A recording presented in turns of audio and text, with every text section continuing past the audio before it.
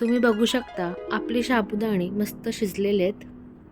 Hi guys, कसे आहात तुम्ही सगळे? माझी ओळख चॅनलवर तुम्हा सर्वांचं खूप स्वागत. तर आज आपण उपवासाची साबुदाण्याची पेज कशी बनवायची ते पाहूया. जर तुम्ही अजून माझी ओळख चॅनलला सबस्क्राईब केलं नसेल तर प्लीज सबस्क्राईब करा. चला तर मग रेसिपीला सुरुवात करूया. तर सर्वप्रथम मी इथे भाजलेले शेंगदाणे घेतलेत आणि साबुदाणे घेतलेत. हे भाजलेले शेंगदाणे आपल्याला सोलून वाटून घ्यायचे आहेत आणि साबुदाणे 1 ते 2 वेळा धुवून भिजत ठेवायचे. तर हे आपले 5 ते 10 मिनटं भिजवलेले साबुदाणे आणि हा बारीक वाटून घेतलेला शेंगदाण्याचा कूट. तर आपल्याला एका टोपामध्ये हे भिजवलेले साबुदाणे टाकून घ्यायचे आहेत आणि तेवढंच 1 टोप पाणी घालून घ्यायचं आहे.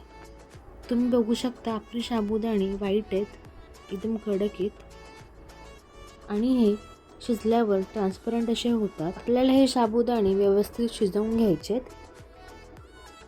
एक मस्त असा उकळ आलेला आहे. आपले साबुदाणे ऑलमोस्ट 50% शिजलेले आहेत. तर आपण आधी ह्यामध्ये साखर घालून घ्यायचे. दूध नंतर टाकायचं आहे, नाहीतर आपलं दूध फाटू शकतं. साबुदाणे ट्रान्सपरंट होत आलेले आहेत, म्हणजेच आपले साबुदाणे शिजलेले आहेत. तर आता आपल्याला ह्यामध्ये वाटलेला शेंगदाण्याचा कूट घालून घ्यायचा आहे आणि एकदा व्यवस्थित मिक्स करून घ्यायचं आहे. जर तुम्ही अजून माझी ओळख चॅनलला सबस्क्राईब केलं नसेल तर प्लीज सबस्क्राईब करा. तुम्हाला रेसिपी कशी वाटली ते मला कमेंट सेक्शनमध्ये सांगा. तर आपले साबुदाणे ऑलमोस्ट शिजत आलेले आहेत. तुम्ही बघू शकता हे आता ट्रान्सपरंटसुद्धा होत आलेले आहेत. तर आता ह्यामध्ये आपल्याला 1 वाटी साखर टाकायची. तुम्हाला किती गोड हवं असेल त्याप्रमाणे तुम्ही साखर घाला. ह्याच्यामध्ये तापवलेलं दूध घालून घ्यायचं आहे. तर मी इथे हे व्यवस्थित मिक्स करून घेते.